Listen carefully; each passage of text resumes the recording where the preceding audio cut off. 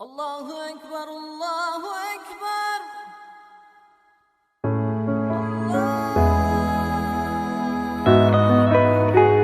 Стамбул. Мұндағы өмір түріктің шайы мен кофесіндей қайнап жатыр. Әлемдегі атмосферасы ерекше қаланың бірі һәм бірегейі. Азия мен Европаны бөліп жатқан жалғыз шаһардың тіршілігіне үңілейік.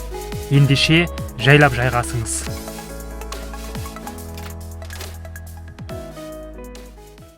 Армысыз көрермен, бұл Руслан Меделбек қазақша саяхат YouTube каналы. Желтоқсанның соңы, мен қазір Стамбулдамын. Бүгінгі видеомда мен сіздерге қысқы Стамбулдың табиғатын, қысқы Стамбулдағы ауа райы, жалпы қысқы Стамбулда қалай саяхаттауға болады, не көруге болады, баға қандай болады, осы сауалдарға жауап берем. Ендеше видеомның соңына дейін көріңіздер. Кеттік. Стамбул әлемдегі ең ірі мегаполистің бірі. Қаланың екі шеті 70 шақырымды алып жатыр. Бұл қалада Қазақстанның халқымен тең адам тұрады. Стамбул Еуропадағы халық ең көп қала және Түркиядағы әрбір 5-ші түрік осы шаһарда тұрады. Сонымен баянлар мен байлар Стамбул жайлы қысқа мағлұматтарды аяқтап қаланы аралауға кірісейік.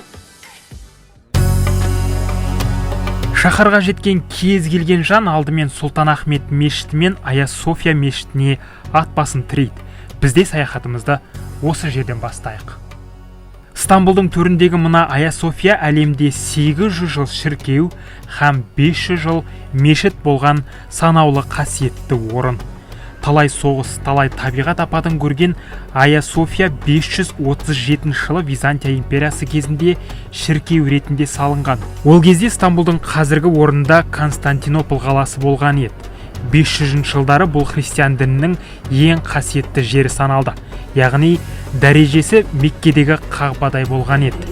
Византиялықтар шіркеуді әрлеу үшін әлемнің әр түпкірінен әшекейлер әкеліп, ерекше мозаикалар жасаған. Ая Софиядағы мынау тастар Эфестегі Артемидия храмынан алып келген, және осы соборды салу үшін Византия империясы негізінен құрылыс материалдарын Египеттен, Сириядан және Босфордан алған. Сондықтан бұл собор өз заманында, яғни өте мықты Византия империясының күші қандай болса, бұл собордың да сол кездегі беделі өте жоғары болған. 1453 жылы Осман империясы бұл қаланы алған соң, Сұлтан Мехмет II-ның бұйрығымен храмды мешітке айналдырды. Осыдан соң 1931 жылға дейін Ая София мешіт болады. Ал 1934 жылы Кемал Ататүрік Ая София мешітін мұражайға айналдырды.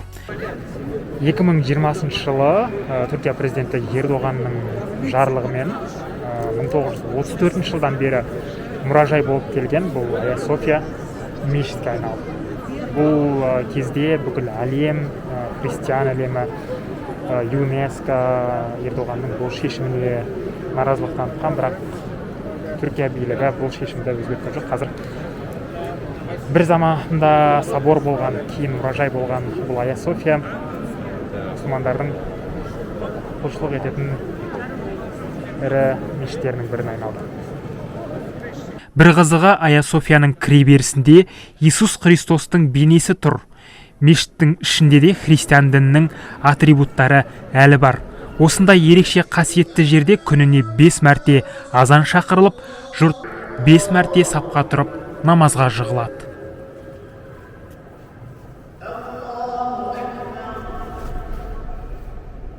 Ая Софияда адам көп, бірақ бұл мешіттің әрбір тасын, ұлылығын, ерекшелігін сезінуге еш кедергі болмайды.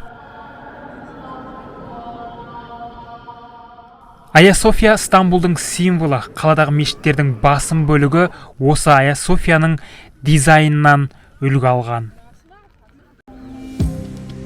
Ая Софияға көрші Стамбулдың тағы бір символы Сұлтан Ахмет мешіті орналасқан. Бұл әлемдегі ең үлкен мешіттердің қатарына енеді.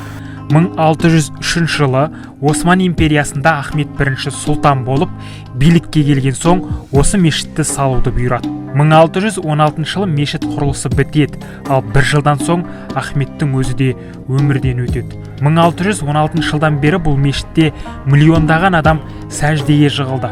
1616 жылдан бері азан мен Құран даусы үзілмеген қасиетті орын. Бірақ уақыт өзінікін алып жатыр. 2017 жылдың соңында Түркия билігі Сұлтан Ахмет мешітіне күрделі жөндеу жұмыстарын бастаған.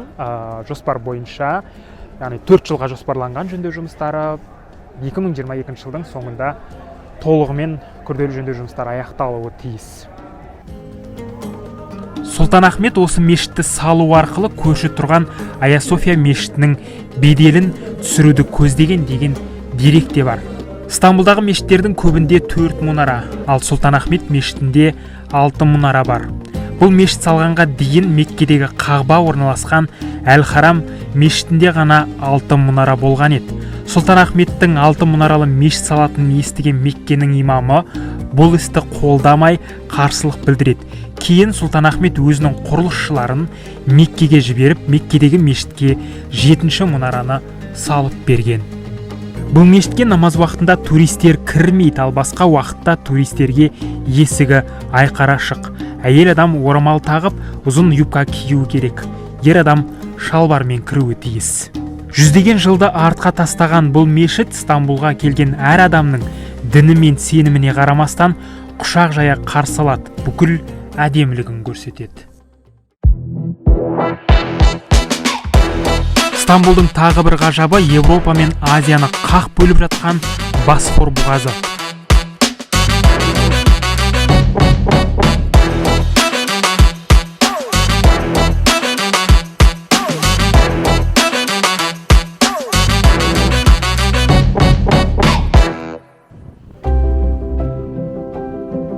Қазір бұл Босфор Стамбулдың тамыры. Бұғазды кемемен кесіп өтіп, шаһардың тағы бір қырын көруге болады. Сіз мінген кеме я қайықты қашанда шағалалар маңайлай жүреді. Шағаланың үні бұл саяхатыңызға сән беріп, аша түсері даусыз.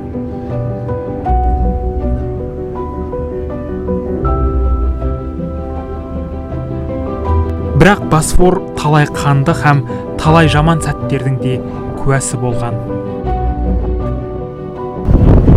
Босфор бұғазы Осман империясы кезінде кейбір тұтқындардың өлім жазасына кесілген адамдардың соңғы көрген жері болған. Осы жерге келіп, оларды өлтірген. Кейбір енді тарихи деректерде қандай фактілер кездеседі. Балықшылар осы Босфор бұғазында балық аулап жүрген кезде мүшеттер тауып алған. Оның ішінде әйел болған.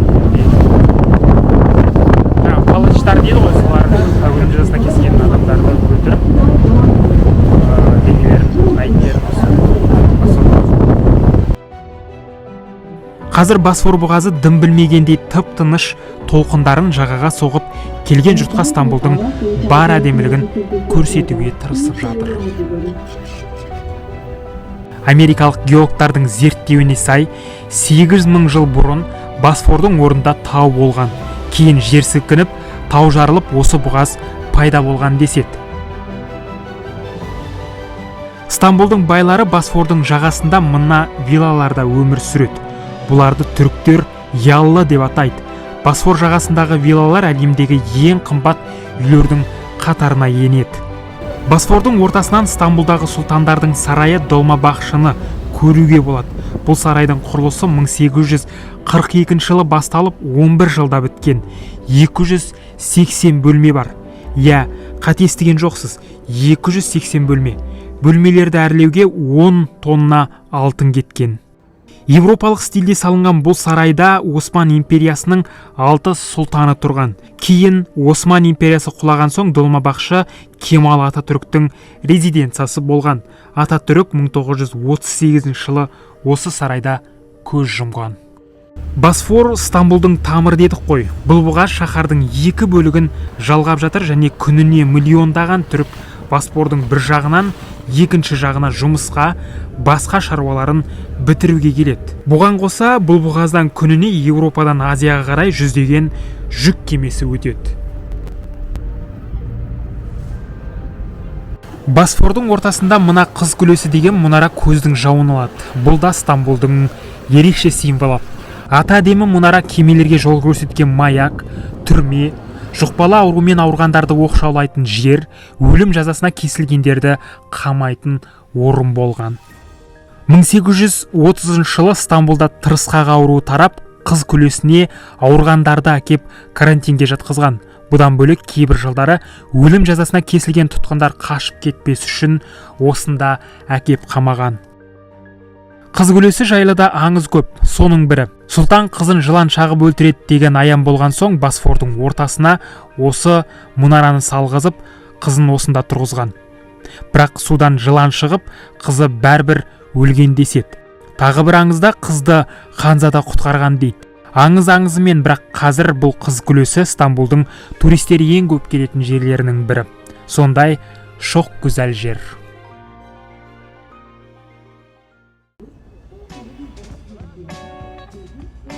Босфор бұғазынан Стамбулдағы шап-шағым, бірақ көздің жауын алатын мына Ортокой мешіті мен Босфор көпірінде көруге болады. Ортокой мешітін жанынан көрген әдемі. Ол жаққа сәлден соң барамыз. Ал қазір Азия мен Еуропаны жалғап жатқан мына ультрамодерн көпір туралы сөз қозғайын. Ұзындығы 1560 метрлік бұл көпір 1973 жылы салынған. Күніне бұл көпірден 200 мың көлік өтеді. Әлемдегі ең ұзын 30 көпірдің тізіміне енеді. Көпірден көлікпен өту ақылы, ал жаяу жүргіншілерге өтуге болмайды. Бұрын жаяу жүргіншілердің де өтуіне рұқсат берген еді, бірақ адамдар арасында көпірден секіріп, суицид жасайтындар көбейген соң жауып тастаған. Ал Ортокойдағы мына шап-шағым мешіттің айналасында да турист пен жергілікті тұрғындар көп. Бұл маңға кемемен келіп, мешіттің сыртынан һәм ішінен тамашалап қайтсаңыз болады. Бұл Стамбулда туристер ең көп келіп, ең көп суретке түсетін хотспоттардың бірі. Яғни Стамбулдағы Инстаграмға ең көп салынған жерлердің бірі осы Ортокой мешіті мен оның артындағы фонындағы көпір. Сонымен Босфор бұғазына экскурсия жасаудың бірнеше жолын ұсынайын. Соның бірі 25 лираға 1,5 сағаттық тур сатып алу. Екіншісі Босфорды кесіп өтіп жолаушыларды тасымалдайтын қоғамдық кемелермен жүру. Түркияда қоғамдық көлікпен жүру үшін, мысалы метро, трамвай, кемелермен жүру үшін Стамбул карт сатып алғаныңыз дұрыс. Стамбул карт сатып алсаңыз, ішіне ақша салып, яғни Алматыдағы оңай сияқты ғой, қалада жүре бересіз. Әрине Стамбул карт сатып алмай-ақ та 1 реттік, 3 реттік, 10 реттік те билеттер бар. Солармен де жүруге болады, бірақ Стамбул карт өте ыңғайлы. Кейін Стамбулға қайтып келсеңіз, қайта қолдана берсеңіз болады. Стамбулда базарлар қаланың сән салтанаты.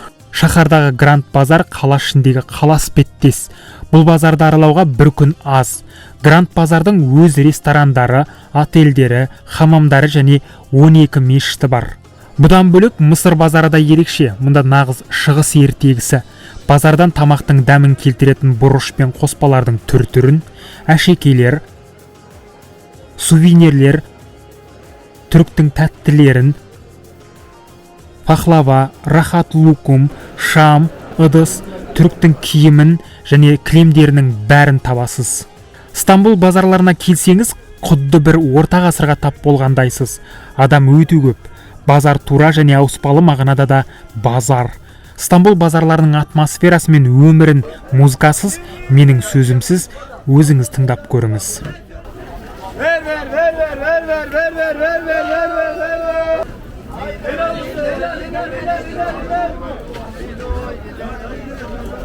Сатушылар тәттілерін жарнамалау үшін дегустацияға ұсынса қолын қайтармаңыз, дәм татыңыз. Ұнаса сатып аларсыз, сатып алмасаңыз да ешкім ренжімейді. Түркия тәтті сүйгендер үшін жұмақ, мұнда тәттінің түр-түрі бар.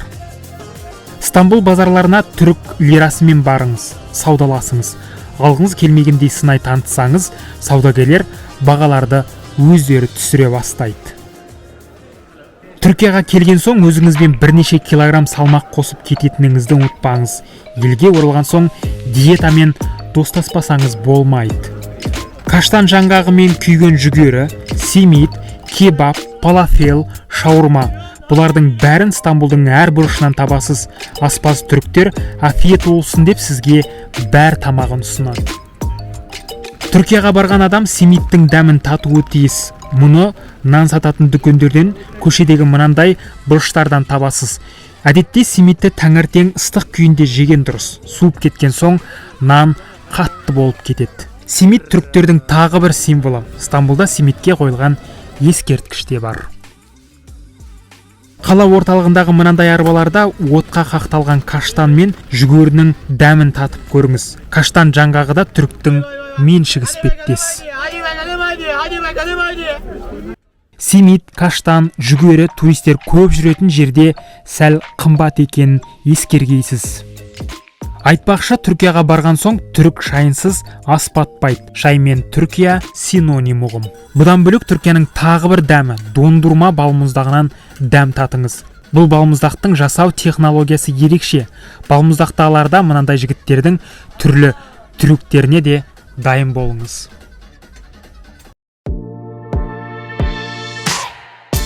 Стамбулдың тағы бір ғажабы Галата мұнарасы.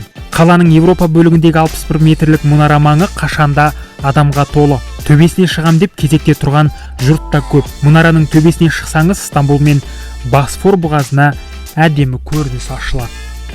Бұл мұнараны 1348 жылы Византия империясы салған.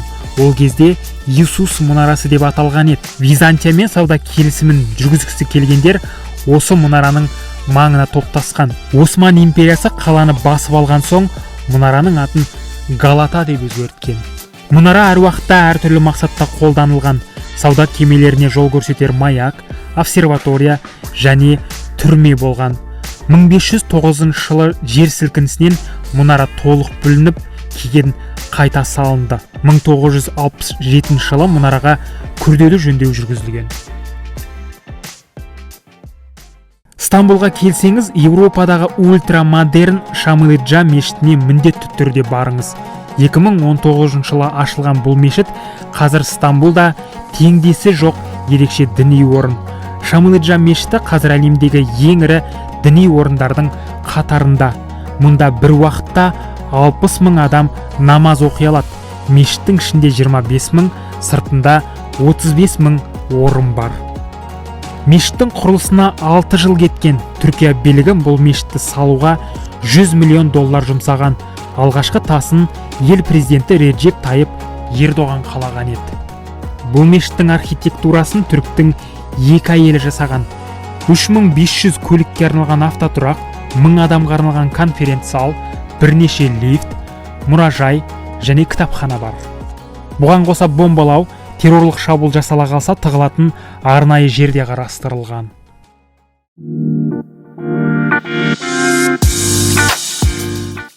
Күн ұясына батып, Стамбул жарықтарын жаққанда, қаланың әдемілігін сөзбен жеткізу қиын.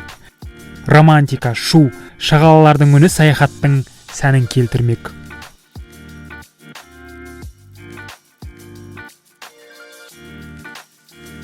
Түрік халқы жаңа жылда әдетте тойламайды, бірақ Стамбул шетелден келген туристердің көңілі үшін Таксим алаңына және қаланың біраз бөлігіне осындай шыршаның макетін қояды. Түркияда шырша аз, сондықтан Стамбулдан шын шырша күтпеңіз. Бірақ түріктер шетелдіктердің көңілін қалдырмас үшін жаңа жылда қолдарынан келгенін жасап бағады. Жаңа жыл түні Стамбулдағы әйгілі Таксим алаңына барып, мына шыршаның баламасын көріп қайттық. 31 желтоқсанда мынау Таксим алаңында күзет өте күшті. Бұл жерде жаңа жылда қарсы алуға келген туристер, жергілікті тұрғындар өте көп, сонымен қатар полиция өте көп бұл жерде. Себебі осы дәл Таксим алаңында 2016 жылы теракт болған. Содан бері бұл алаңда қазір жыл 12 ай күзеті өте күшті. 2016 жыл 19 наурыз Таксим алаңының маңындағы жарылыстан 5 адам қайтыс болып, 36 адам жараланды. опат болғандардың бірі терактыны ұйымдастырған адам. Түркия билігі бұл терактыны Даиш террористік тобы ұйымдастырды деп мәлімдеді. Таксим алаңы 2013 жылы жазда Түркия тарихындағы ең ірі наразылық акциясының эпицентріне айналды. Осы жыл Түркия билігі Таксим маңындағы Гези бағындағы ағаштарды жұлып, орнына ірі сауда үйін салмақ болған. Мыңдаған адам биліктің бұл әрекетіне қарсы наразылыққа шықты. Бұл митингіні Түркияның басқа да қалалары қолдады. 2 айдай уақытқа созылған наразылық кезінде 11 адам қаза тапты, 8.000 адам зардап шекті, 3.000 адам қамалды. Осы наразылықтан соң билік сауда орталығын саудан бас тартты. Түрк халқы бұл тарихи бақты қорғап қалды. Түріктер өте патриот халық. Ай мен жұлдызы бар қызыл туды көп жерден көзіңіз шалады. Одан бөлек Түркияда Ататүріктің ескерткіші көп. Бірақ елде Ататүрікке келгенде екі түрлі пікір бар. Бірі дінге зиян келтірді десе, енді бірі қазіргі ашық, демократияға жақын Түркияны қалыптастырды дейді. Не десе де, Ататүрік қазір Түркияның ұлттық батыры.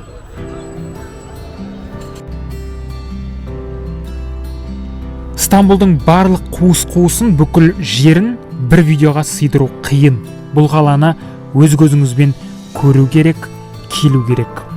Бұл қала қыста сәл салқын және желді, сондықтан мүмкіндік болса Стамбулға сәуір мен қазан аралығында келіңіз.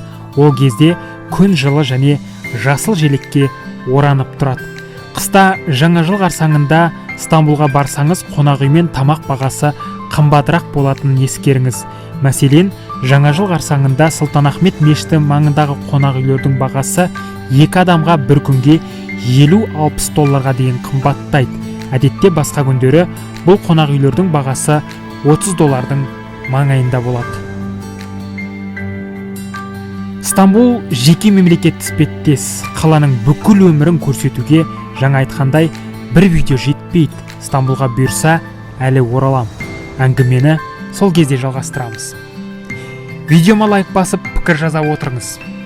Келесі қалада кездескенше.